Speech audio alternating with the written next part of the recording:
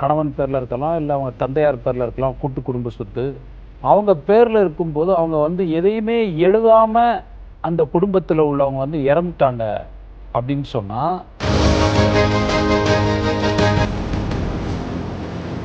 இந்துவுக்கு Hindu successful ஆக்டில் வருவாங்க, Christians அவங்களுக்குலாம் இந்தியன் சக்ஸஸ்ஃபுல் ஆக்டில் போவாங்க. மீம்ஸும் பண்ணக்கூடாது, ஏஐயும் பண்ணக்கூடாது. ஓகே, எல்லாமே வந்து ஹைகோர்ட் ஐவி கோர்ட்டை நம்ம டாக்குமெண்ட்டாக மார்க் பண்ணால் அப்போ ஜட்ஜு வந்து அதுக்கு ரீசனபிளாக ஒரு அமௌண்ட் ஃபிக்ஸ் பண்ணுவாங்க. வாரிசு உரிமையை வந்து நிரூபிக்கக்கூடியது மிக மிக முக்கியமானது. சொபைட்னா அந்த வீலை பேஸ் பண்ணி நம்ம இப்போ உயிர் ஏ வந்து பி எழுதுகிறாரு, அந்த பி வந்து வந்து தான் வாழ்கின்ற அந்த வாழ்நாளிலே திருப்பி வந்து அவங்களால ரிவோக் பண்ணவும் முடியும்.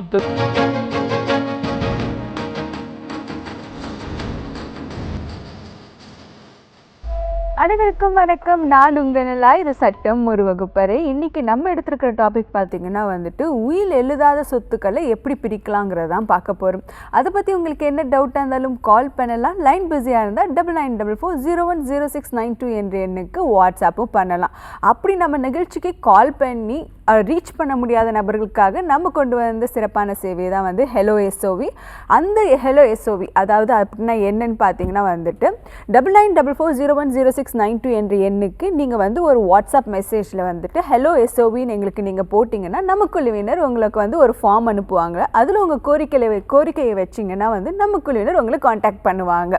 இப்போ நம்ம வந்துட்டு வழக்கமாக ஒரு லீகல் அவேர்னஸ் செக்மெண்ட் போவோம்ல, அந்த மாதிரி இன்றைக்கி நம்ம வந்துட்டு வில்லுனா என்ன, அதாவது வில்லுங்கிறது ஒன்றும் இல்லைங்க, ஒருத்தர் வந்துட்டு அவர் இறந்ததுக்கு அப்புறம் வந்துட்டு அவங்களோட சொத்து எப்படி பிரிக்கப்படணும்னு சொல்கிற ஒரு சட்டப்பூர்வமான ஆவணம் தான் வந்து வில். அது வந்துட்டு இந்தியன் சக்சஷன் ஆக்ட் கீழே தான் வந்துட்டு கவர்ன் பண்ணுறாங்க. அதோட முக்கியமான அம்சம் பார்க்குறீங்கன்னா வந்துட்டு வில் எழுதுகிறவங்க 18 இயர்ஸ் அபோவ் இருக்கணும், அதே மாதிரி சவுண்ட் மைண்டாக இருக்கணும், அதே மாதிரி 2 சாட்சிகள் இருக்கணும், அதே மாதிரி வில் ரெஜிஸ்ட்ரேஷன் வந்துட்டு ஆப்ஷனல் தான். ஆனால் வந்துட்டு நம்ம வந்துட்டு ஒரு லீகலாக ஒரு டாக்குமெண்ட் வந்து இது பண்ணணும்னா வந்துட்டு ரெஜிஸ்ட்ரேஷன் பண்ணுறது ரொம்ப முக்கியமானதும் கூட. ஸோ இப்போ நம்ம டாபிக்குள்ளே போகலாம். அதாவது உயில் எழுதாதப்போ வந்துட்டு அதை எப்படி பிரிக்கிறது அப்படிங்கிறத வந்து நம்ம வழக்கறிஞர்கிட்ட கேட்போம். சங்கரன் சார், நீங்கள் சொல்லுங்கள் சார். அப்படி உயில் எழுதாத அப்போ வந்துட்டு சொத்தை வந்து எப்படி சார் பிரிக்கிறது? அதாவது ஒரு இந்து குடும்ப சட்டத்தில் அந்த சொத்தினுடைய யார் பேரில் அந்த சொத்து இருக்குதோ அந்த கர்த்தான்னு சொல்லக்கூடிய அது ஒரு கணவன் பேரில் இருக்கலாம், இல்லை அவங்க தந்தையார் பேரில் இருக்கலாம், கூட்டு குடும்ப சொத்து. அவங்க பேரில் இருக்கும்போது அவங்க வந்து எதையுமே எழுதாமல் அந்த குடும்பத்தில் உள்ளவங்க வந்து இறந்துட்டாங்க அப்படின்னு சொன்னால், இப்போது உயில் எழுதியிருந்தால் அந்த உயில் வந்து இறந்ததுக்கு அப்புறம் தான் அது வந்து ஃபோர்ஸுக்கு வரும். அது வந்து உயில் சொல்லுது. எதுவுமே எழுதாத பட்சத்தில் இந்து குடும்ப சட்டப்படி சொத்து வந்து சரிசமமாக பிரிக்கப்படும். அந்த குடும்பத்தில் யார் இருக்கிறாங்களோ வாரிசு அடிப்படையில் லீகல் ஹேர்ஸில் வந்து கிளாஸ் 1 கிளாஸ் 2 என்று இருக்குது. அதில் வந்து இப்போ கிளாஸ் 1 அப்படிங்கும்போது வந்து மனைவி, மகன், மகள், அப்புறம் அம்மா வருவாங்க. அவங்க இல்லாத பட்சத்தில் கிளாஸ் 2ல் வந்து அப்பா, அண்ணன், தம்பி எல்லாம் வருவாங்க. இப்படி வந்து சரிசமமாக ஈக்குவலாக வந்து இந்து சட்டம் வந்து பிரிக்கிறத பற்றி சொல்லுது. இதே சமயம் ஒவ்வொரு மதத்துக்கும் அதுக்கு தகுந்த மாதிரி அவங்க சட்டப்படி வந்து வெவ்வேறு நிபந்தனைகளை வச்சுருக்கிறாங்க. இப்போ கிறிஸ்தவ மார்க்கப்படி பார்த்திங்கன்னா அவங்க 1/3 அந்த ஒய்ஃப் யார் இருக்காங்களோ அவங்களுக்கு 1/3 வரும். ரிமைனிங் போர்ஷனை வந்து பிள்ளைங்க வந்து சரிசமமாக பிரிச்சுக்கணும். இஸ்லாமிய சட்டம், சரியத் சட்டம் சொன்னால் இறந்து போனாங்க அப்படின்னா அதில் 1/8 சொல்கிறாங்க ஒய்ஃபை பொறுத்த வரைக்கும். ரிமைனிங்கை வந்து பொண்ணு ஒரு பெண் பிள்ளை இருக்குன்னா அதை விட பையனுக்கு வந்து 2 மடங்கு அதிகமாக கொடுக்கணுங்கிற மாதிரி ஷரியத்தில் சொல்லுது. இப்படி வந்து அந்த சொத்து வந்து அவருடைய ஓன் ப்ராப்பர்ட்டியாக இருந்ததுன்னா இப்படி தான் பிரிக்கணும், செல்ஃப் அக்வர்ட் ப்ராப்பர்ட்டி. இதே இது பரம்பரை சொத்தாக இருக்குது அப்படின்னா அது வந்து அந்த தயபகா சட்டப்படி வந்து பார்த்திங்கன்னா பாரம்பரிய சட்டப்படி வந்து அதுக்கடுத்து யாருக்கு உரிமை இருக்குது, அப்பா பேரன் இப்படி வாழையடி வாழையாக போகக்கூடியது. அது வந்து முறையாக பாகப்பிரிவினை பண்ணி தான் அதை பிரிக்கணும். Okay sir, thank you so much sir. Purnima ma'am, இப்போ வந்துட்டு சார் வந்துட்டு இந்த உயில் எழுதாத சொத்தை வந்துட்டு எப்படி பிரிக்கிறதுன்னு சொன்னார். ஸோ இதே மாதிரி வந்துட்டு இந்த சொத்துக்கள் பிரிக்கும் போது எந்த லா கவர்ன் ஆகும், எப்படி கோர்ட்டில் அதை எடுத்துக்கிறாங்கன்னு எடுத்து சொல்லுங்களேன் மேம். இப்போ பிரிக்காத சொத்தை வந்து அவங்க ஃபேமிலிக்குள்ளார ஒரு மியூச்சுவல் அரேஞ்ச்மெண்ட்ஸ் வந்துட்டாங்கன்னா அவங்க பார்ட்டிஷன் டீட் எக்ஸிக்யூட் பண்ணி அதை ரெஜிஸ்டர் பண்ணிக்கலாம். இன்கேஸ் அவங்களுக்குள்ளார ஒரு ஒரு இதுக்கு அரைவ் பண்ண முடியல, ஒரு எப்படி பிரிச்சுக்கணும் அப்படின்றதுல ஒரு டிஸ்பியூட் இருந்ததுன்னா நம்ம கோர்ட்டுக்கு தான் போகணும், பார்ட்டிஷன் சூட் தான் போடணும். ஹிந்துவுக்கு ஹிந்து சக்சஷன் ஆக்டில் வருவாங்க, கிறிஸ்டியன்ஸ் அவங்களுக்குலாம் இந்தியன் சக்சஷன் ஆக்டில் போவாங்க. ஜென்ரலாக பார்த்தோம்னா சூட் ஃபைல் பண்ணிட்டோம்னாவே ஃபஸ்ட்டு ப்ரிலிமினரி டிகிரி வாங்கணும், ஷேர்ஸ் எவ்வளோன்றதை அலோகேட் பண்ணுவாங்க, அதுக்கப்புறம் ஃபைனல் டிகிரிக்கு போகணும், அதை எக்ஸிக்யூட் பண்ணுறதுக்கு ஃபைனல் டிகிரிக்கு போவாங்க. பார்ட்டிஷன் சூட்னாவே இது 2 rounds ஆஃப் லிட்டிகேஷன் தான். இது எப்பயுமே பார்ட்டிஷன் சூட்டை பொறுத்த வரைக்கும் கோர்ட்டுக்குன்னு போயிட்டா சிவில் சூட் மாதிரி தான் போகும். ஓகே, ட்ரையல் அதெல்லாமே முடித்து நம்மளுக்கு ஷேர் உண்டுன்றத ப்ரூவ் பண்ணினா தான் நம்மளோட ஷேரை கொடுப்பாங்க ஜட்ஜ்மெண்ட்டில். கொடுத்ததுக்கப்புறம் நம்ம ஃபைனல் டிகிரிக்கு இனிஷியேட் பண்ணணும், அதுதான் ஜென்ரல் ப்ரொசீஜர். ஓகே மேம், நமக்கு ஒரு காலர் இணைஞ்சிருக்காங்க, பேசிடலாம். ஹலோ சொல்லுங்க. ஹலோ சார், நீங்க லைன்ல தான் இருக்கீங்க, சொல்லுங்க சார். உங்க பேர் எங்க இருந்து கால் பண்றீங்க? கோயில்பேட்ல இருந்து, கோயில்பேட்டு மண்தோப்பு. ஓகே சார், சொல்லுங்க சார். 2 வருஷம் ஆச்சு பத்திரம் போட்டு. ஓகே, இன்னும் பட்டா நம்பர் வரல. ஓகே, பட்டாக்கு அப்ளை பண்ணி 2 வருஷம் ஆச்சா? பத்திரம் போட்டு 2 வருஷம் ஆச்சு, பட்டா வரல, நம்பர் வரல, அதுதான். Okay sir, okay sir. உங்க கேள்விக்கு நம்ம வழக்கறிஞர் எடுத்து சொல்லுவாங்க சார். சங்கரன் சார். சார், இப்போ நீங்கள் பத்திரம் வந்து என்ன பத்திரம் போட்டிருக்கீங்க சார்? வீட்டு பத்திரம் பத்திர ஆஃபீஸில் போட்டிருக்கேன் சார். பத்திர ஆஃபீஸில் என்ன டாக்குமெண்ட்? உங்கள் ப்ராப்பர்ட்டி வீட்டு சொத்தா? ஆமாம் சார், அது வாங்கின சொத்து சார். சரிங்க. இப்போ அதுக்கு பட்டாக்கு வந்து எந்த அலுவலர்கிட்ட நீங்கள் இது பண்ணீங்க? தாசில்தார்கிட்ட போய் அப்ளை பண்ணீங்களா? தாசில்தார்கிட்ட போய் அப்படி பண்ணி கழுத்தில் வாங்கி. எவ்வளவு நாள் ஆச்சு இப்போ உங்களுக்கு பட்டா நம்பர் வராம? எவ்வளவு நாள் ஆச்சு? 2 வருஷம் ஆச்சு சார். 22ல போய் கொடுத்தது 4 வருஷம் ஆச்சு. சரிங்க.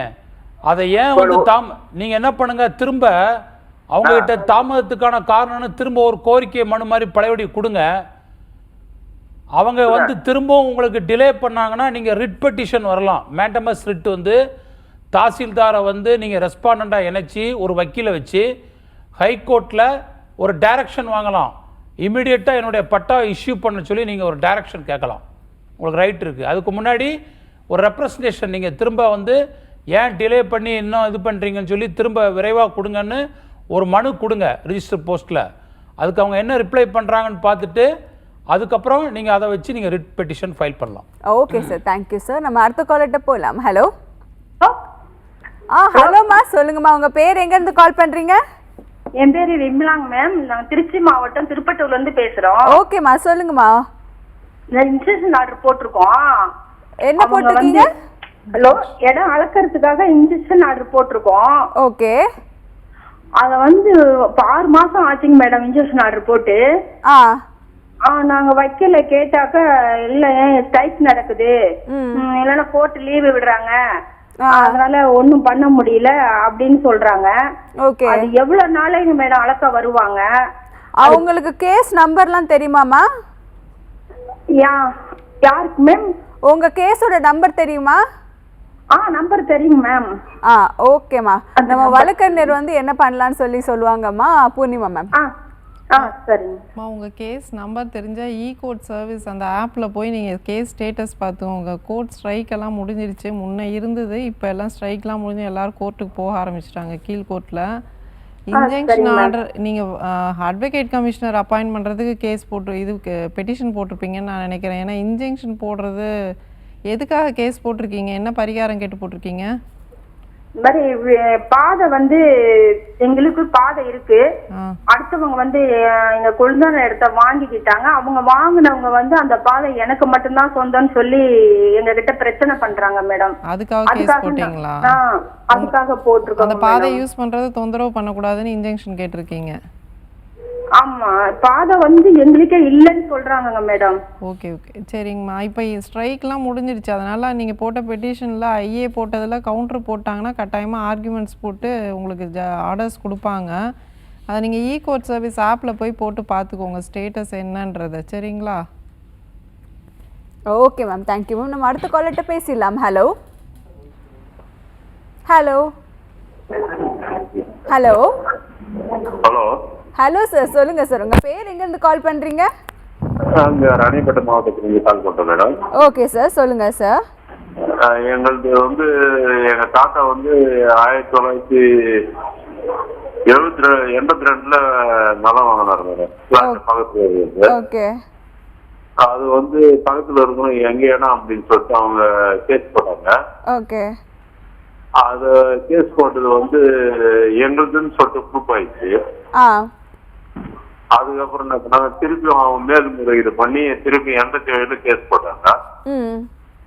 அதுவும் தள்ளுபடி பண்ணிட்டு எங்களது தான் அப்படின்னு சொல்லிட்டு அதையும் கேஸ் தள்ளுபடி பண்ணிட்டாங்க, எந்த ஆதாரம் இல்லை அப்படின்னு சொல்லிட்டு. அதுக்கப்புறம் எங்க தாத்தா வந்து ரொம்ப உடம்பு சரியில்லை வந்து அவரு ஹாஸ்பிட்டல்ல அவர் காலமாயிட்டாரு. எங்க அப்பாவும் நோய் நாங்களாம் அந்த டைம்ல சின்ன குழந்தைங்க, நம்மளுக்கு அதை பத்தி எதுவும் தெரியாது. நம்ம இடம் அப்படின்னு சொல்லிட்டு தான் நாங்க இருந்தோம்.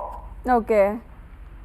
இப்போ வந்து என்ன பண்ணாங்க, அவங்க எங்க இடம் தான் அப்படின்னு சொல்லிட்டு எங்க இடத்த வந்து ஆக்கிரம் பண்ணி காம்பவுண்ட் போட்டாங்க. எஃப்எம்டி வந்து மாறி போயிருக்கு. ஓகே. எஃப்எம்டி வந்து மாறிட்டு இருக்கு. ஆனா எங்க இடம் பத்திரம் ரிஜிஸ்டர் எல்லாம் பணம் எல்லாம் டாக்குமெண்ட்ஸ் எல்லாம் இருக்கு. சொல்லுங்க சார். இப்போ கேட்டா சர்வர் வந்து எஃப்எம்பி எப்படி இருக்குதோ அப்படிதான் அளந்து கொடுப்போம் அப்படின்னு சொல்லி சொல்றாங்க. Okay okay. வந்து தாசில்தார் வரைக்கும் மனு கொடுத்துட்டோம், ஆர்டிஓ வரைக்கும் மனு கொடுத்துட்டோம். யாருமே வந்து அழக மாட்டேன்றது செய்ய மாட்டேன். எப்போ சார் மனு கொடுத்தீங்க? கொஞ்சபட்சம் 2 மனு கொடுத்துருக்கு மேடம். இப்பதான் வந்து ஒரு 2 வாரத்துக்கு முன்ன அழுந்துட்டு போனாங்க. அழுதுட்டு திருப்பி வந்து பாக்குறாங்க அப்படின்னு சொல்லிட்டு கேட்பாங்க. ஆனா இதுக்கு முன்ன வந்து சர்வர் வந்து ராஜேஷ்ன்றது வந்து அழுந்துட்டு அவங்க எஃப்எம் வந்து அவங்க பெருமாள் பத்திரமா எதுவும் காமிக்கல, எதுவும் அவங்க கிட்ட பத்திரமே கிடையாது அப்படின்னு சொல்லிட்டு அவங்களும் சொல்றாங்க. ஆனா எஃப்எம்பி எப்படி இருக்குதோ அப்படிதான் நான் அழுது கொடுப்பேன் அப்படின்னு சொல்லிட்டு அவங்க அழுது கொடுத்துட்டு இருக்காங்க. Okay okay. இதுக்கு என்ன மேடம் பண்ணலாம்? ஓகே சார், உங்க கேள்விக்கு நம்ம வழக்க இருக்கிற இடத்தையே எங்க அப்பா பேர் மேல இருந்து அண்ணன் தம்பி பாக பேருன்னு போல சொல்லியா, உங்களுக்கு பக்கத்துல உங்களுக்கு இந்த இடம் இருக்குது, இவ்வளவு ஸ்கொயர் ஃபீட் இருக்குது, 1134 ஸ்கொயர் ஃபீட், அதையே ரிஜிஸ்டர் பண்ணலாம் அப்படின்னு சர்வேரே கேக்குறாரு. ஓகே. ரிஜிஸ்டர் பண்ற ஆபீஸ்ல இருந்தே கேக்குறாங்க. புரியுது புரியுது சார். இதுக்கு என்ன பண்ணலாம்னு சொல்லிட்டு நம்ம வழக்க சொல்லுவாங்க சார் சங்கரன் சார். சார் இப்போ நீங்க வந்து கேஸ் நடந்தது இல்லையா, இப்போ உங்க தாத்தாவுடைய சொத்து இல்லையா, அந்த சொத்து யார் பேர்ல இருந்து? தாத்தா பேர்லயா? தாத்தா பேர்ல தான் இருக்கு. வேக்கன்ட் லேண்டா வீடா? காலி மேனே. சரிங்க.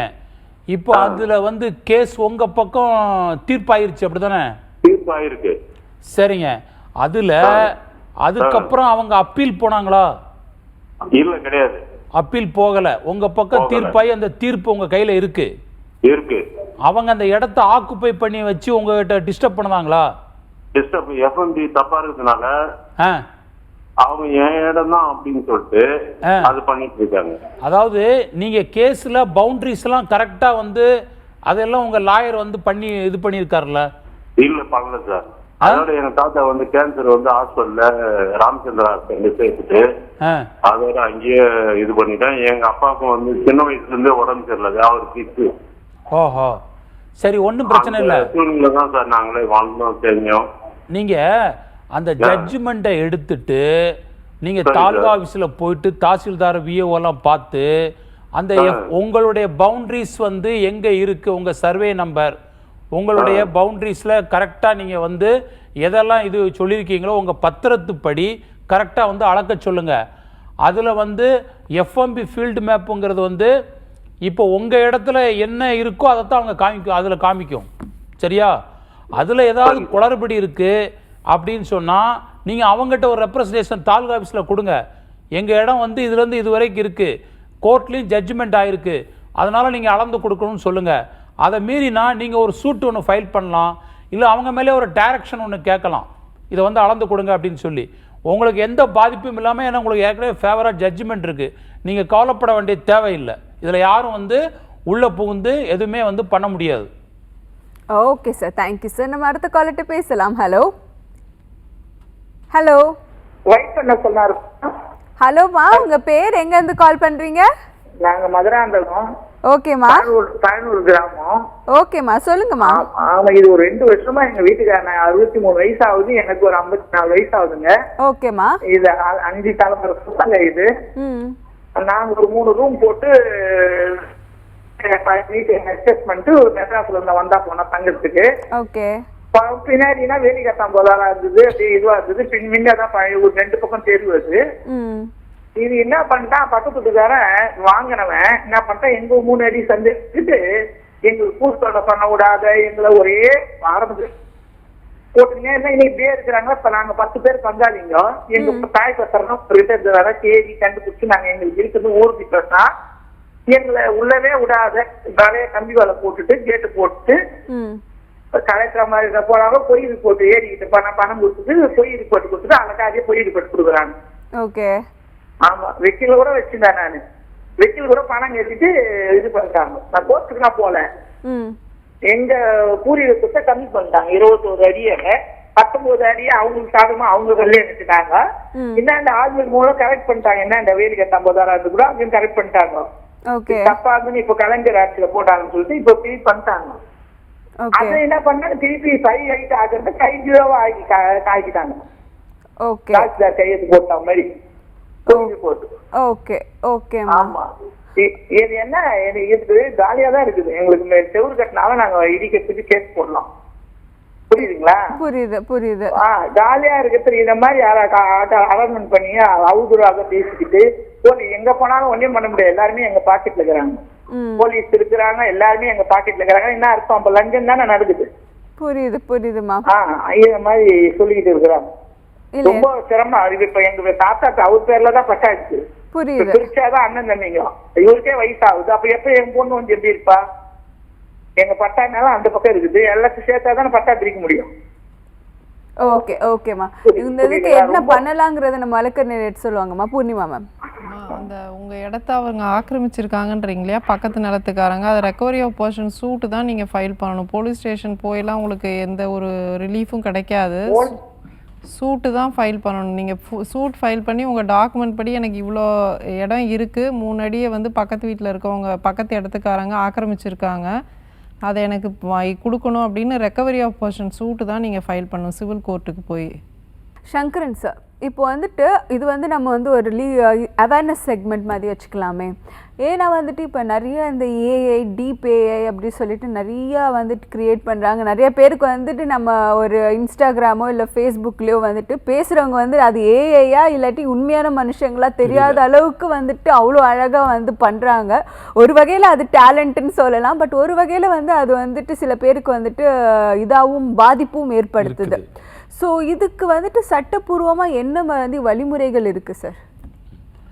இது வந்து இப்போ ரீசெண்டாக வந்து பார்த்திங்கன்னா பாம்பே ஹைகோர்ட்டில் ஒரு கேஸ், அதாவது ஒரு பொலிட்டீஷியன் சத்ருகன் சின்ஹா, அவர் ஒரு ஆக்டர் வேறு.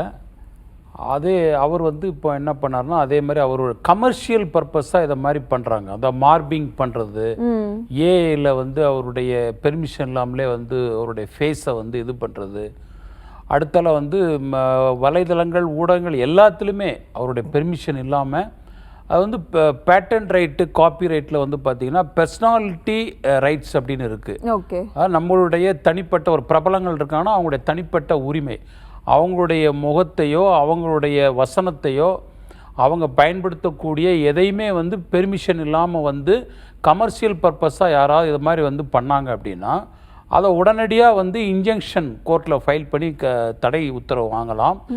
டேமேஜஸும் அவங்க ஃபைல் பண்ணுறதுக்கு அவங்க ரைட் இருக்குது. அதில் தான் அவர் வந்து ஹைகோர்ட்டில் கேஸ் ஃபைல் பண்ணி ஆர்டர் வாங்கியிருக்கார். இது மாதிரி வந்து என்னுடைய இது அனுமதி இல்லாமல் என்னுடைய பெயரையோ இல்லை என்னுடைய படத்தையோ இல்லை என்னுடைய வசனத்தையோ வந்து யூஸ் பண்ணக்கூடாது அப்படின்னு சொல்லி உத்தரவு வாங்கியிருக்கார். நம்ம நடிகர் கமலஹாசன் அவர் இப்போ ஹைகோர்ட்டில் வாங்கியிருக்கார். ஒரு கம்பெனியை டிஷர்ட்டில் கமல்ஹாசனுடைய ஃபேஸை இது பண்ணி பெர்மிஷன் எல்லாமே பண்ணியிருக்காங்க. அவர் ஒரு பெரிய ஆக்டர் மட்டும் இல்லை, இப்போ ஒரு அரசியல்வாதியும் கூட. அதெல்லாம் இன்ஜெக்ஷன் கொடுத்துருக்காங்க ஹைகோர்ட்டில் ரீசெண்டாக கொடுத்து, இதை வந்து இது மாதிரி அவருடைய இதை வந்து நீங்கள் வந்து இமேஜை வந்து யூஸ் பண்ணக்கூடாது அப்படின்னு சொல்லி ஐடென்டிஃபை இல்லாத நபர்களையும் அவர் ரெஸ்பாண்டாக சேர்த்துருக்காரு. ஏன்னா யாருன்னு தெரியாது. ஒரு கம்பெனி வந்து நீயே விடை அப்படின்னு கம்பெனி மேலே அவங்க தான் அந்த டிஷர்ட்டை யூஸ் பண்ணியிருக்காங்க. அவங்களையும் ஃபஸ்ட் ரெஸ்பாண்டாக சேர்த்துருக்காரு. அதுபோல் செகண்ட் ரெஸ்பாண்டாக வந்து அன்ஐடென்டிஃபை பர்சன் அப்படின்னு அவரையும் சேர்த்து அதை இன்ஜெக்ஷன் ஆர்டர் கொடுத்துருக்காங்க ஹைகோர்ட்டில். இழப்பீடு கேட்டு டேமேஜஸ் கேட்டு ஃபைல் பண்ணலாம். ஏன்னா அது வந்து அவங்களுடைய பர்சனல் இதை வந்து பாதிக்குது. ஏன்னா ஃப்ரீடம் ஆஃப் ஸ்பீச் அண்ட் எக்ஸ்பிரஷனுங்கிறது வேற, அது வந்து கருத்துரிமை பேச்சுரிமைங்கிறது வந்து விமர்சனம் பண்ணுறது கருத்து வேற. பட் பர்சனாலிட்டி ரைட்ஸ் அப்படிங்கும்போது அவங்க வந்து ஒரு ஃபெமிலியராக இருக்கக்கூடியவங்க, அதை வந்து ஒரு தரமட்டமாக ஒரு அசிங்கமாலாம் அதை யூஸ் பண்ணுறாங்க இணையதளத்தில். அப்படியே வருது. ரொம்ப கீழ்த்தரமான ஒரு விளம்பரத்துக்கு கூட அவங்க ஃபேஸை வந்து யூஸ் பண்ணிக்கிறாங்க. அதனால கமல்ஹாசன் வந்து ரீசெண்டாக ஒரு உத்தரவு வாங்கியிருக்காரு இன்ஜெக்ஷன். ஓகே, ஆக்சுவலி இப்போ இந்த சூப்பர் ஸ்டார் யூஸ் பண்ற மாதிரி அந்த பஞ்ச் லைன்ஸ் அதெல்லாம் யூஸ் பண்ண கூட வந்து பண்ணக்கூடாது. ஆமா, அதையும் பண்ணக்கூடாது. ஓகே, ஏன்னா அவங்களுடைய அனுமதி இல்லாமல், ஏன்னா அது வந்து அப்போ எல்லாருமே அதை மாதிரி பயன்படுத்தலாம்னா அவங்களுடைய பர்சனாலிட்டி அந்த இதாகிடும். அதனால வந்து அதை வந்து இன்னைக்கு நிறைய பேர் அந்த ஒவ்வொரு இதுக்கும் வந்து அந்த வடிவேலோட இதெல்லாம் யூஸ் பண்றாங்கல்ல சார். ஆமா, அதையும் இந்த மீம்ஸ் இதெல்லாம் வந்து பண்ணக்கூடாது. அவர் இன்னும் வடிவேல் இது பண்ணல. ஆனா வந்து ஏன்னா அவர் காமிக்னால விட்டார். ஆனா வந்து கேஸ் ஃபைல் பண்ணா நிற்கும். அவருடைய அனுமதி இல்லாமல் தேவையில்லாமல் அந்த வசனங்களை மீம்ஸ் எல்லாம் வந்து இது பண்ண போடக்கூடாது. மீம்ஸும் இதில் வருது. மீம்ஸும் பண்ணக்கூடாது, ஏஐயும் பண்ணக்கூடாது. எல்லாமே வந்து ஹைகோர்ட் இன்ஜெக்ஷன் கொடுத்துருக்காங்க கமல்ஹாசன். ஓகே சார், ஆக்சுவலி இது வந்து நிறையா அந்த டிஜிட்டல் மேக்கர்ஸ்க்கு வந்துட்டு ரொம்ப தேவையான ஒரு இன்ஃபர்மேஷன் நினைக்கிறேன். ஏன்னா நிறைய பேர் வந்து இந்த மாதிரி லீகல் இது தெரியாமல் வந்துட்டு நிறைய மீம்ஸ் நிறைய ரீல்ஸ் பண்ணுறாங்க. அது கான்சிக்வன்சஸ் வரும்போது தான் வந்து அவங்களுக்கு வந்து தெரியும். அதுக்காக நம்ம எடுத்து கமல் உடனே முந்தி பண்ணிட்டார். அவர் பண்ண இப்போ எல்லாருக்கும் அது ஒரு அவேர்னஸ் ஆயிருச்சு. ஆமா, ரொம்ப தெளிவாக எடுத்து சொன்னீங்க சார். Thank you sir. மேம், இப்போ வந்துட்டு நம்ம ப்ராப்பர்ட்டி சொத்துக்கள் அதை பற்றி பேசும்போது பார்த்தீங்கன்னா வந்துட்டு நிறையா பேர் வந்துட்டு அந்த முக்கியமாக ஹைவேஸ் அந்த மாதிரி ஏரியாஸில் இருக்கிறவங்கலாம் பார்த்தீங்கன்னு வச்சுக்கோங்களேன், அவங்களோட மெயினான கோரிக்கைகள் என்னையா இருக்கும்னா வந்துட்டு, நாங்கள் அதில் ஹைவேல லேண்ட் வச்சுருந்தோம், ஆனால் வந்து எங்கள் அக்விசிஷன் பண்ணிட்டாங்க கவர்மெண்ட் வந்து. ஆனால் அதுக்கப்புறம் வந்துட்டு எங்களுக்கு வேறு நிலமோ அல்லது வந்துட்டு ஊரிய தொகையோ எங்களுக்கு கொடுக்கல, ஏதோ ஒரு கம்மியான காம்பன்சேஷன் மாதிரி கொடுக்குறாங்க, எங்களுக்கு என்ன செய்கிறதுன்னு தெரியல அப்படிங்கிற மாதிரி வந்து நிறைய பேர் வந்து சொல்கிறாங்க. ஸோ அதை வந்துட்டு என்ன பண்ண முடியும் மேம்? ஜென்ரலாக ஒரு லேண்ட் அக்வயர் பண்ணுறாங்கன்னா ஃபஸ்ட்டு நோட்டீஸ் கொடுப்பாங்க. அந்த concern land owner first paper publication அதெல்லாம் கொடுப்பாங்க. இந்தந்த சர்வே நம்பர் இந்தந்த ஏரியாவில் அக்வயர் பண்ண போகிறோன்ட்டு அப்ஜெக்ஷன் இருந்தால் கால் ஃபார் பண்ணுவாங்க. கன்சர்ன் ஓனருக்குமே கொடுப்பாங்க. ஓனர் வந்து இன்கேஸ் ரெஜிஸ்டர் பண்ணி ஒரு ரெஜிஸ்டர் இன்ஸ்ட்ருமெண்ட்டில் வாங்கியிருக்கணும், ரெவன்யூ ரெக்கார்ட்லாம் மாற்றிருக்கணும். அந்த ரெவன்யூ ரெக்கார்ட்ஸில் யார் நேம் இருக்கோ அவங்க நேமுக்கு தான் நோட்டீஸ் கொடுப்பாங்க. முக்கால்வாசி என்ன நடக்குதுன்னா, ரெவன்யூ ரெக்கார்டில் சேஞ்சஸ் பண்ணாத ப்ரீவியஸ் ஓனருக்கு நோட்டீஸ் சர்வ் ஆகும். ஸோ ப்ரெசன்ட் ஓனர் நிறைய பேருக்கு அது தெரியாதே விட்டுருவாங்க. கடைசி ஸ்டேஜில் தான் அவங்களுக்கு தெரிய வரும் தன்னோட இடத்த அக்வயர் பண்ணுறாங்கன்ட்டு. அதனால் லேண்ட் வாங்கினோடனே அதனால தான் ரெவன்யூ ரெக்கார்ட்ஸ் எல்லாமே மாற்றிடணும்னு சொல்கிறோம். அதை பேஸ் பண்ணி தான் நோட்டீஸ் சர்வ் ஆகும். நோட்டீஸ் சர்வ் ஆனோடனே அவங்க என்கொயரிக்கு அப்பியர் ஆகி அவங்க கோட் பண்ணுற அமௌண்ட்டு அந்த மார்க்கெட் வேல்யூவோட கம்மியாக இருந்ததுன்னா அவங்க அங்கே போய் வந்து அப்ஜெக்ட் பண்ணலாம். நீங்கள் சொல்கிற ரேட் வந்து கம்மி, அதனால் எங்களுக்கு அதுக்கான கரெக்டான தொகையை கொடுக்கணும் அப்படின்னு சொல்லி அங்கே என்கொயரியிலே சொல்லலாம். சொன்ன உடனே என்ன பண்ணுவாங்கன்னா அதை ரெஃபரன்ஸ் கொடுப்பாங்க, சிவில் கோர்ட்டுக்கு ரெஃபர் பண்ணுவாங்க. சிவில் கோர்ட்டுக்கு எல்ஏஓபியாக போகும். எல்ஏஓபி இப்போ சூட்னா ஓஎஸ்ன்னு சொல்கிறோம் இல்லைங்களா, அது மாதிரி லேண்ட் அக்விசிஷனுக்கு எல்ஏஓபி ப்ரொசீடிங்ஸாக போகும். அங்கே போனோடனே நம்ம கேஸாக நடத்துவோம். ஆஸ் அகேன்ஸ்ட் அந்த அக்விசிஷன் ஆஃபீஸர்ஸ் அவங்கெல்லாம் இருப்பாங்க, ஸ்பெஷல் தாசில்தார் அவங்களெல்லாம் பார்ட்டியாக காமிச்சு அங்கே எல்ஏஓபி சிவில் சூட் மாதிரியே நடத்துவோம். அப்போ நம்ம என்ன பண்ணணும், அந்த டைம் அந்த லேண்ட் அக்வயர் பண்ணுற அதே பீரியடில் பக்கத்து nearby adjacent land, nearby land, அந்த சரௌண்டிங்கில் ரெஜிஸ்டர் ஆகிருக்க டாக்குமெண்ட்டில் என்ன வேல்யூ கோட் பண்ணியிருக்காங்கன்றதை நம்ம அங்கே கோர்ட்டில் போய் நம்மளோட ட்ரையலில் மார்க் பண்ணணும். ஸோ இந்த டைமில் என்னோடய இடத்து பக்கத்தில் இருக்க லேண்ட் இவ்வளோக்கு போயிருந்தது, அதனால் அந்த அமௌண்ட் எனக்கு கொடுக்கணும் அப்படின்னு சொல்லி கோர்ட்டில் நம்ம டாக்குமெண்ட்டாக மார்க் பண்ணால் அப்போ ஜட்ஜ் வந்து அதுக்கு ரீசனபிளாக ஒரு அமௌண்ட் ஃபிக்ஸ் பண்ணுவாங்க. ஓகே. அதை பேஸ் பண்ணி தான் எல்ஓபியில் ஜட்ஜ்மெண்ட் கொடுப்பாங்க. கொடுத்ததுக்கப்புறமும் கட்டாயமாக டெபாசிட் பண்ண மாட்டாங்க. 99.9% கேஸில் யாருமே டெபாசிட் பண்ணுறதில்ல. நெக்ஸ்ட்டு இபி போடுவோம்.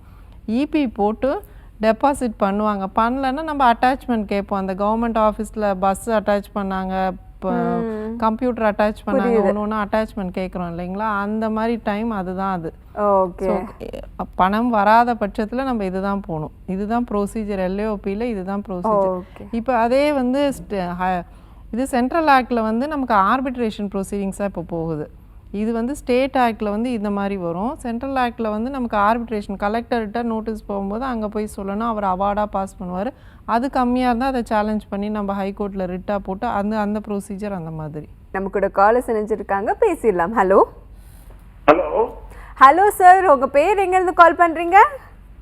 என் பேர் நடராஜன், நடராஜன். Okay sir. திருவாரூர் மாவட்டம் கண்ணாநல்லூர். ஓகே சார், சொல்லுங்க சார். நாங்க 3 பேரு அண்ணன் தம்பிங்க. Okay sir. அதுல 2 பேரு இறந்துட்டாங்க.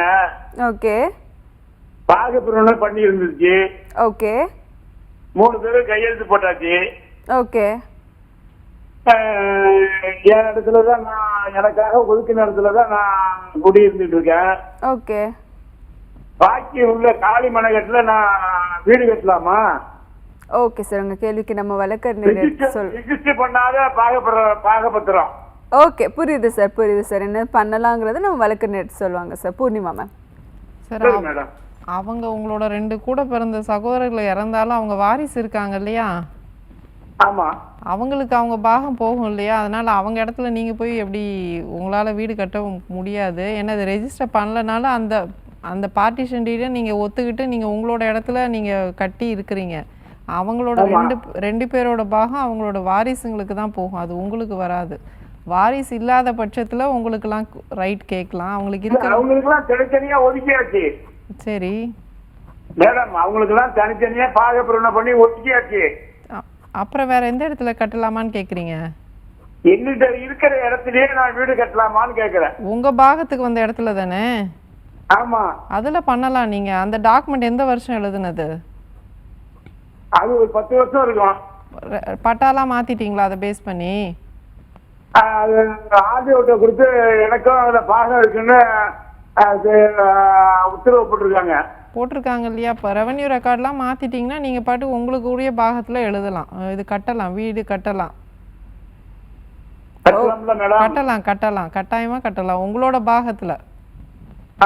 என்னோட பாகம் தான், ஆனா எல்லாருக்கும் தனித்தனியா பாகம் ஒதுக்கியாச்சு. சரி, உங்களுக்குரிய பாகத்துல நீங்க தாராளமா கட்டலாம். Okay ma'am, thank you ma'am. நம்ம அடுத்த காலர்கிட்ட பேசலாம். ஹலோ. ஹலோ. ஹலோ மேம், சொல்லுங்க மேம், உங்க பேர் எங்க இருந்து கால் பண்றீங்க? ஹலோ. ஹலோ சார், சொல்லுங்க சார், லைன்ல தான் இருக்கீங்க. உங்க பேர் எங்க இருந்து கால் பண்றீங்க? மேடம், கோயம்புத்தூர் மாவட்டம் பொள்ளாச்சி. ஓகே சார், சொல்லுங்க சார். சார், அப்பா வந்து ஒரே எழுதி வச்சாருங்க சார், சொத்துங்க சார். ஓகே. அது அதுக்கு என்ன மேடம் பண்றதுங்க சார்? நீங்க லவுட் ஸ்பீக்கர்ல வச்சு பேசுறீங்களா? கொஞ்சம் ரிசீவர்ல எடுத்துக்கோங்க சார் கால்ல. கட் பண்ணிடுங்க மேடம். சொல்லுங்க சார், இப்போ சொல்லுங்க சார். அப்பா வந்து ஒரே பையனுக்கு எழுதி வச்சுட்டு அப்படின்னு சொத்துங்க. ஓகே. அதுக்கு கேஸ் போட்டுக்குங்க மேடம். ஓகே. ஆனா இப்ப வந்து 1 வருஷத்துக்கு மேல ஆயிடுச்சு, வாய்தாவா போயிட்டு இருக்குங்க. ஓகே, என்ன கேஸ் போட்டிருக்கீங்க? சிவில் கேஸ் போட்டுருக்கீங்க மேடம்.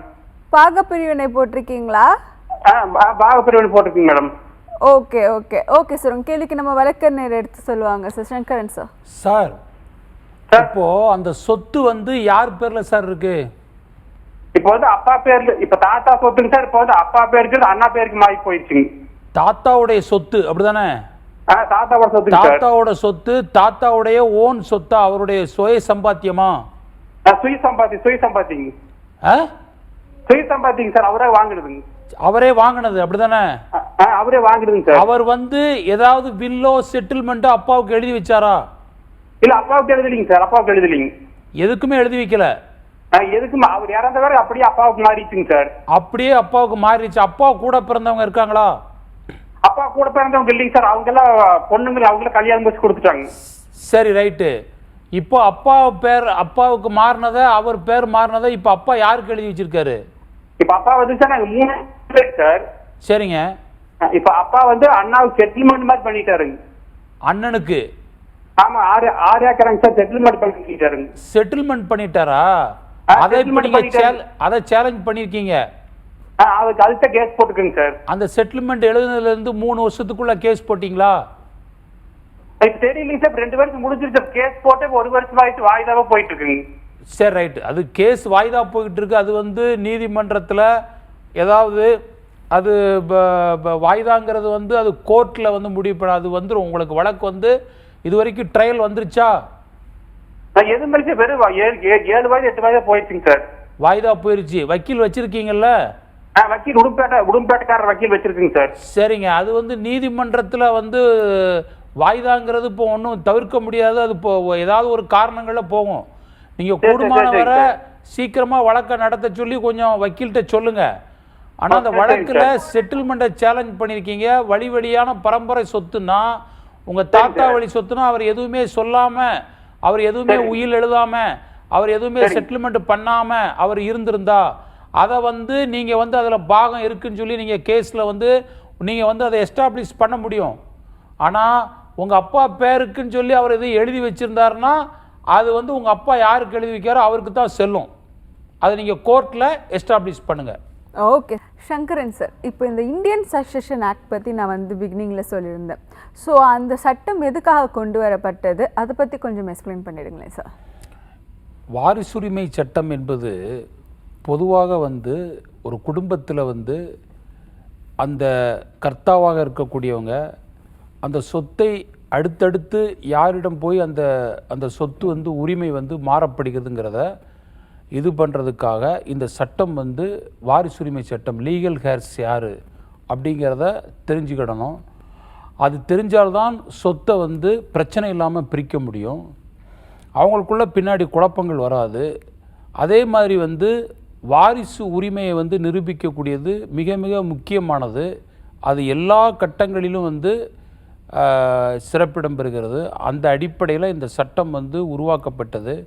இந்த சட்டம் கொண்டு வரப்பட்டதனுடைய நோக்கமே வந்து அவங்க பிரச்சனை இல்லாமல் அந்த ஒவ்வொரு மதத்தில், இப்போ இந்து மார்க்கத்தில் அவங்க வந்து ஈக்குவல் ஷேர் அப்படின்றாங்க. அதில் எப்படி என்னென்ன கிளாஸ் யார் யார் வராங்கன்றத சட்டப்படியாக வந்து சொன்னால் தான் அவங்க புரிஞ்சுக்கிடுவாங்க. இல்லைன்னா இது மிகப்பெரிய ஒரு கன்ஃபியூஷனுக்கு வந்து வந்துடும். அதனால தான் அந்த ஆக்ட் வந்து கொண்டு வரப்பட்டதனுடைய நோக்கம். Okay okay sir, thank you sir. Ma'am, இப்போ இந்த ப்ரொபேட்னு சொல்லி ஒரு கான்செப்ட் இருக்குது மேம். ஸோ ப்ரொபேட்னா என்ன அப்படிங்கிறத கொஞ்சம் எடுத்து சொல்லுங்களேன் மேம்.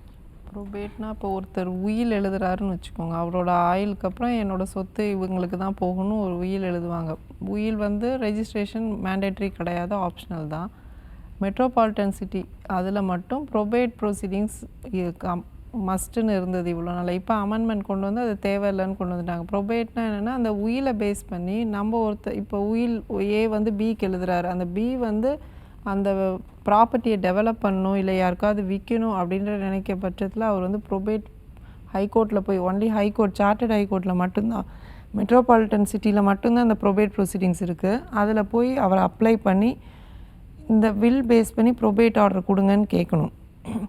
அப்படி ப்ரொபேட் அந்த இவர் கொடுக்கறது யாராவது டிஸ்பியூட் பண்ணினாங்கன்னா அவங்க வந்து அங்கே கேவியேட் ஃபைல் பண்ணுவாங்க. அவங்களுக்கு நோட்டீஸ் கிடைச்சதுன்னா ஒரு 2 வீக்ஸில் அவங்க கேவியேட் ஃபைல் பண்ணணும்.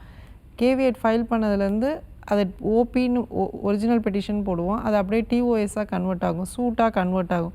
அதுக்கப்புறம் ஜென்ரல் சிவில் சூட்லாம் எப்படி போகுதோ அந்த மாதிரி தான் சூட். அதில் நம்ம வில்ல எஸ்டாப்ளிஷ் பண்ணால் தான் நமக்கு அதில் ரைட் கிளைம் பண்ண முடியும். இது ப்ரொபேட் ப்ரொசீடிங்ஸ். இப்போ வந்து லேட்டஸ்ட் அமெண்ட்மெண்ட் என்னென்னா ப்ரொபேட் வாங்கணுன்ற அவசியம் கிடையாது. ஒருத்தருக்கு உயில் இருந்ததுன்னா அந்த உயிலை பேஸ் பண்ணி ரெவென்யூ ரெக்கார்ட்ஸ்லாம் மாற்றி பட்டா, ப்ராப்பர்ட்டி டேக்ஸ் எல்லாத்தையும் மாற்றலாம். யாருக்கு வேணாலும் அந்த சேல் டீட் போடலாம், எல்லாமே வந்துடுச்சு. அதனால் வேணுன்றவங்க ஏதாவது டிஸ்பியூட்டுன்னு இருந்ததுன்னா அவங்க ப்ரொபேட் வாங்கிக்கலாம். இல்லை அந்த ப்ரொபேட்னால அந்த வில்லுனால யாராவது அஃபெக்டட் பார்ட்டி இருந்தால் அவங்க சூட்டு போட்டு டிக்ளரேஷன் கேட்டுக்கலாம். ஓகே, அதுதான் இன்னும் இது. Okay ma'am, thank you ma'am. Sir, இப்போ வந்துட்டு ப்ரொபேட், இந்தியன் சக்சஷன் ஆக்ட் இதெல்லாம் பேசிக்கிட்டு இருக்கோம். ஸோ இந்த வில்லில் வந்துட்டு வெறும் ப்ராப்பர்ட்டி மட்டும்தான் வந்துட்டு இது பண்ண முடியுமா, அல்லது இந்த ஷேர்ஸ் மூவபிள் ப்ராப்பர்ட்டிஸுங்கிறாங்கல்ல, நம்ம இவ்வளோ நேரம் இம்மூவபிள் ப்ராப்பர்ட்டிஸ் பற்றி பேசிகிட்டு இருந்தோம், இந்த மூவபிள் ப்ராப்பர்ட்டிஸுக்கு என்ன பண்ண முடியும் சார்? அதாவது அவங்களுடைய உரிமை, அதாவது இப்போ இதில் வில்லில் வந்து பேட்டன் ரைட் காப்பிரைட்டு கொண்டு இது பண்ண முடியும். ஓகே. ஏன்னா அவங்க இப்போ ஒருத்தர் புஸ்தகம் எழுதுறாரு, இதனுடைய உரிமையை வந்து அவர் வந்து பாதுகாத்து வச்சுருக்காரு. இதை கூட வந்து நாளைக்கு இவங்க இதை பயன்படுத்தலாம்னு சொல்லி வில் எழுதி வைக்க முடியும். ஓகே. அதுமாரி வந்து அவருடைய, அதாவது ஒருத்தருக்கு என்னென்ன உரிமையாக இருக்கோ, அது மூவபிள் அசட்டாக இருந்தாலும் சரி, இம்மூவபிள் அசட்டாக இருந்தாலும் சரி, அவருடைய ஓன் அந்த இதுதான், விருப்பம்தான் அது வில்லு. அதனால் அவருடைய மரணத்துக்கு பிறகு அது வந்து யார் யாருக்கு இதுக்கு உரிமை இருக்குங்கிறத வந்து முன்னாடியே தீர்மானித்து அவர் நல்ல சவுண்ட் மைண்டோடு இருக்கும்போது அதை பண்ணி வைக்கிறது தான் வில்லு. இந்த வில்லு அவர் நினைச்சா அவருடைய வாழ்நாளிலே எப்போனாலும் மாற்றி எழுத முடியும். ஓகே. அதுக்கும் அவருக்கு உரிமை இருக்கு. ஓகே. ஓகே. அதனால இதுதான் வந்து உயிலுங்கிறது விருப்ப நிறைவேற்றம். ஓகே. அவருடைய ஓன் இதில் எந்த விதமான கொயர்ஷனும் இல்லாமல் பண்ணக்கூடியது. ஓகே. கம்பல்சரியாக வந்து இதை வந்து பண்ண முடியாது. ஃப்ரீ கன்சென்ட்டோட எதனாலும் பண்ணலாம், அவங்க பண்ண முடியும். Okay. Thank you so much sir. நம்ம கூட காலர் இணைஞ்சிருக்காங்க, பேசிடலாம். ஹலோ. ஹலோ. ஹலோ சார், உங்க பேர், எங்க இருந்து கால் பண்றீங்க? மேடம் நான் திருவள்ளூர் மாவட்டம் திருத்தணி மேடம். எங்களுக்கு வந்து ஓகே சார், சொல்லுங்க சார். மேடம் எங்களுடைய இது நிலம் வந்து ஒருத்தருக்கிட்ட நாங்கள் அடமானம் வச்சு வாங்கலாம்னு சொல்லிட்டு காசு கேட்டோம் மேடம். நாங்கள் வந்து ஓகே, நாங்கள் அக்ரிமெண்ட் போட்டு கையெழுத்து போட்டு கொடுத்து ரிஜிஸ்டர் பண்ணிட்டு மேடம். ஓகே. 12 பேர் வந்து பைசா கொடுக்கல அவர் வந்து. அவரு ஓகே. நாங்கள் போய் மறுபடியும் பைசா கேட்டாக்கா பைசா அவர் கொடுக்க மாட்டாரு. வந்து மறுபடியும் நாங்கள் வந்து கேஸ் போட்டோம், அவர் மேலே கேஸ் போட்டோம். கேஸ் போட்டு அந்த கேஸ் நாங்கள் ஜெயிச்சுட்டோம். அந்த கேஸ் ஜெயிச்சாச்சு. நாங்கள் வந்து ஓகே கேஸ் ஜெயிச்சு இப்போதான் 2 வருஷம் ஆகுது. நாங்கள் போயிட்டு தாலுகா ஆஃபீஸ்ல போய் கேட்டோம், எங்க பத்திரத்தை வந்து எங்க மேலே மாற்றி கொடுங்கன்னு சொல்லிட்டு ரிஜிஸ்டர் ஆஃபீஸ்லயும் போய் கேட்டோம். அங்க ரிஜிஸ்டர் ஆஃபீஸ்ல பண்ண முடியாதுன்னு சொல்லிட்டாங்க. அப்புறமா கலெக்டர் ஆஃபீஸ்ல போயிட்டு நாங்க மனு கொடுத்தோம், அங்கேயும் வந்து இது பண்ண முடியாதுன்னு சொல்லிட்டாங்க. நீங்க கோர்ட்டுக்கே போங்கன்னு சொன்னாங்க. கோர்ட்ல போய் கேட்டாக்கா நீங்க போய் இதுல தான் ரிஜிஸ்டர் ஆஃபீஸ் கேட்கணும் நீங்க வந்து நீங்கன்னு சொல்றாங்க. ஓகே. இதுக்கு மேல என்ன பண்ணலாம் அப்படின்னு சொல்லி கேக்குறீங்க. உங்க கேள்விக்கு நம்ம விளக்கம் நெட் சொல்லுவாங்க பூர்ணிமா மேம். சார், அந்த நீங்க அடமான பத்திரத்தை கேன்சல் பண்ணணும்னு கேட்டிங்களா போய் சப் ரெஜிஸ்ட்ரார் ஆஃபீஸ்ல? நாங்க நாங்க ஜெயிச்சு மேடம். நாங்க வந்து எங்களுக்கு இதுவும் கொடுத்துட்டாங்க. நாங்க எங்க பக்கம் வேணும்னு சொல்லிட்டு கரெக்ட்டுங்க சார். நீங்க ஜட்ஜ்மென்ட் கொடுத்துட்டாங்க. நீங்க என்ன போய் கேட்டீங்க சப் ரெஜிஸ்ட்ரார் ஆபீஸ்ல? கலெக்டர் நாங்க போயிட்டு வந்து இது நிலம் வந்து எங்க இது மேல வந்து அந்த பத்திரத்தை எங்க மேல மாத்தி கொடுங்கன்னு சொல்லிட்டு கேட்டோம். நாங்க போய் கேட்டோம். பத்திரத்தை மாற்ற மாட்டாங்க சார். நீங்கள் அடமான பத்திரம் எழுதுறத கேன்சல் பண்ணி சிவில் கோர்ட் கொடுத்துட்டாங்க இல்லையா? அந்த அடமானம் கேன்சல் பண்ணல மேடம். அவங்க வந்து அவங்க பண்ணலைங்களா? பண்ணல. அவங்க வந்து பண்ணல. நீங்கள் அப்போ அந்த சிவில் கோர்ட் டிகிரி வச்சு நீங்கள் அதில் உங்களோட இடம் இல்லையா? இப்போ நீங்கள் உங்கள் ஃபேமிலியிலே ஒருத்தருக்கு ஒரு செட்டில்மெண்ட்டோ கிஃப்ட் மாதிரி எழுதி ரெஜிஸ்டர் பண்ணுங்கள். அதை பண்ணலைன்னா அவங்க ரெஃப்யூசல் செக் ஸ்லிப் கொடுப்பாங்க சப் ரெஜிஸ்ட்ரார். அதை கொண்டு போய் ஹைகோர்ட்டில் ஃபைல் பண்ணி நீங்கள் டாக்குமெண்ட் என்ன வேணுமோ அதை எக்ஸிக்யூட் பண்ணி ரெஜிஸ்டர் பண்ணிக்கலாம். Okay ma'am, thank you ma'am. நம்ம கூட அடுத்த காலர் இணைஞ்சிருக்காங்க, பேசலாம். ஹலோ. ஹலோ. ஹலோம்மா, சொல்லுங்கம்மா. உங்கள் பேர், எங்கேருந்து கால் பண்ணுறீங்க? நாங்கள் தஞ்சாவூர்லேருந்து பேசுகிறோம் மேம். ஓகேம்மா, சொல்லுங்கம்மா. இந்த மாதிரி அண்ணா வந்து அப்பாவோட வீட்டை வந்து எழுதி வாங்கிட்டான். நாங்க 3 பொண்ணுங்க, ஒரு அம்மா இருக்காங்க. ஆனா எங்க கிட்டலாம் எதுவுமே சொல்லல. சொல்லாம ஏமாத்தி எழுதி வாங்கிட்டான். ஓகே. 2019 எழுதி வாங்கினோம் மேம். ஓகே. இப்ப போன வருஷம் அப்பா இறந்து போயிட்டாங்க மேம். ஓகே. ஓகேம்மா. அதுதான் மேம், இந்த மாதிரி எழுதி ஏமாத்தி வாங்கிட்டான். அதுல இப்ப என்னன்னாக்கா அம்மா கூட அங்க வீட்டுல உரிமை கிடையாம வீட்டை விட்டு வெளில போய் சொல்லி சொல்றாங்க. இப்ப என்ன செய்யலாம் நான் கேக்குறேன். ஏதாச்சும் லீகல் ஸ்டெப் ஏதாச்சும் எடுத்தீங்களாமா? கம்ப்ளைண்ட் கொடுக்கறது? அதுதான் வக்கீல் மூலியமா போனோம் மேம். அவங்க மதுரை ஹைகோர்ட்ல வந்து போட்டிருக்காங்க. ஆனா இது வரைக்கும் அவங்க எங்களை கூப்பிடவே இல்லை. அவங்களதான் கூப்பிட்டு விசாரிக்கிறதா சொல்றாங்க. ஓகே. ஆனா அது என்ன விசாரிச்சாங்க என்ன ஏதுன்னு ஒரு டீடைல் எங்களுக்கு தெரியல. கேஸ் நம்பர் தெரியுமாமா? எதுவுமே எங்களுக்கு டீடைல் தரல மேம். சரி. வக்கீல்கிட்ட நாங்க கேக்குறோம், அவங்களும் வந்து உங்களை கூப்பிட மாட்டாங்க, அவங்களதான் கூப்பிடுவாங்க அப்படிங்கிறாங்க. சரிம்மா, சரிம்மா. இப்போ என்ன பண்ணலாம்னு சொல்ல மாதிரி நெட் சொல்லுவாங்கம்மா சங்கரன் சார். சொல்லுங்க சார். இப்போ அந்த சொத்து வந்து யாரோட சொத்துமா? எங்க அப்பாவுது சார். அப்பாவுடைய சுய சம்பாத்தியமா இல்ல சுய சம்பாத்திய சொத்தா? எங்க அம்மா இருக்காங்களா சார், எங்க அம்மாவோட அப்பா இருக்காங்களா, தாத்தா இருக்காங்களா சார், அவங்க வந்து எங்க அம்மாவுக்கு குடுக்கறதா இருந்தது. ஆனா வந்து பேர் வந்து அப்பா பேர்ல மாத்திக்கிட்டாங்க. அம்மா பேர்ல போடாம அப்பா பேர்ல இருந்ததுனால அது ஈஸியா எங்க அண்ணா அந்த மாதிரி பண்ணிட்டான். இதே எங்க அம்மா பேர்ல இருந்திருந்தா இந்த மாதிரி பண்ணிருக்க முடியாது சார். அதுதாம்மா, இப்போ டாக்குமெண்ட்ல என்ன இருக்கோ அதுதாம்மா கோர்ட்ல பேசும். டாக்குமெண்ட்ல அப்பா வந்து அந்த சொத்தை விலைக்கு வாங்கின மாதிரி பர்ச்சேஸ் அப்படிங்கிற வேர்டு இருந்துச்சுன்னா அவருடைய ஓன் ப்ராப்பர்ட்டியா அது வந்து கருதப்படும். புரியுதுங்களா?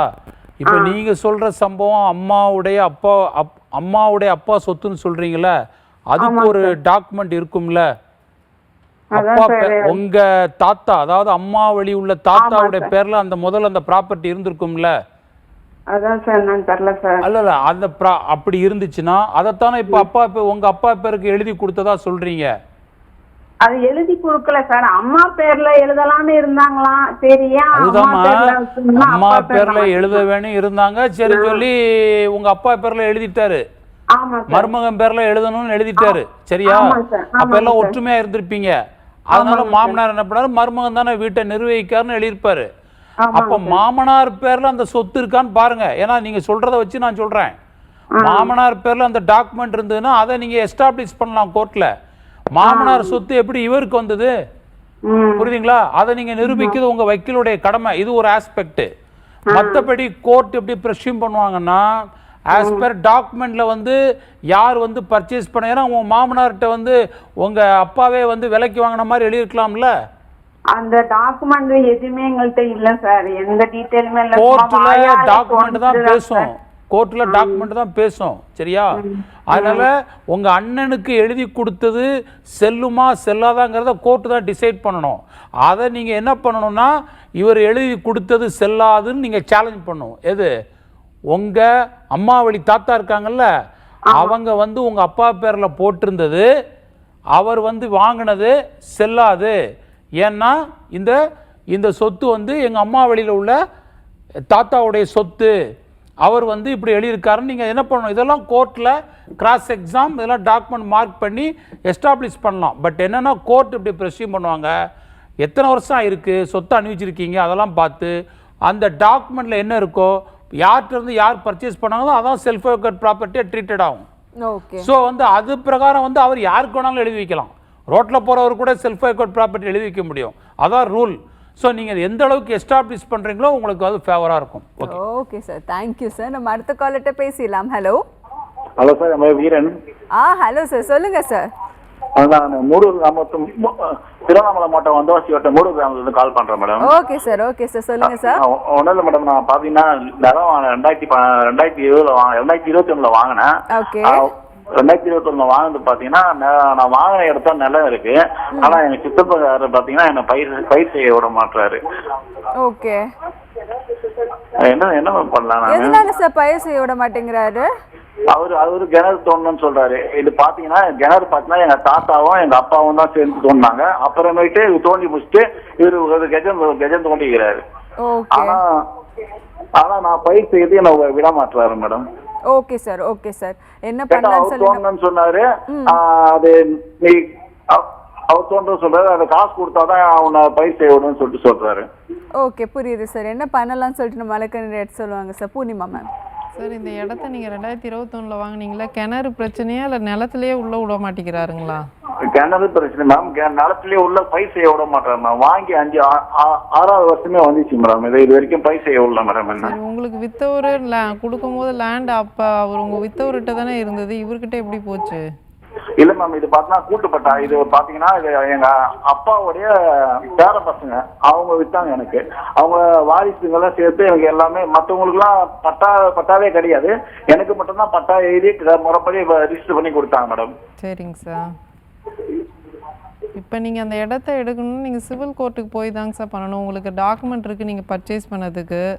2021 வாங்கியிருக்கீங்க, பட்டாலாம் மாற்றிருக்கீங்க இல்லையா? அதை பேஸ் பண்ணி நீங்கள் சிவில் சூட் தான் ஃபைல் பண்ணணும். ஃபைல் பண்ணி தான் நீங்கள் வாங்க முடியும்.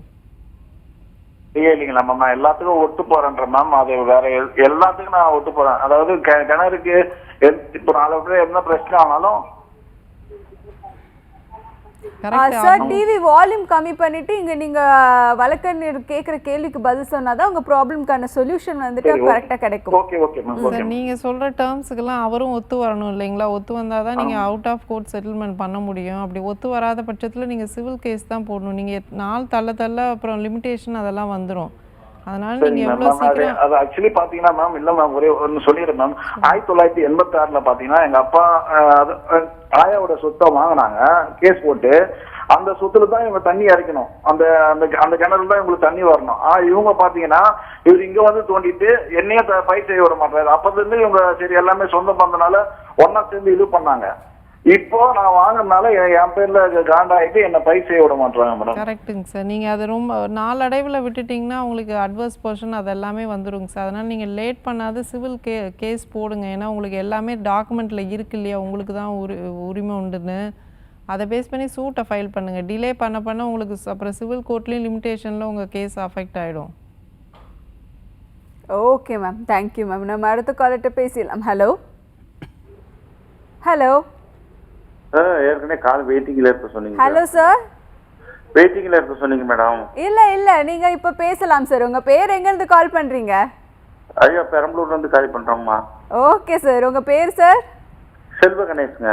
ஓகே சார், சொல்லுங்க சார். இந்த இடம் உயிலு ஒண்ணு எழுதி வச்சிருக்காங்க தாத்தா அம்மாவுடைய அப்பா. ஓகே. 3 பேருங்க அக்கா தங்கச்சி.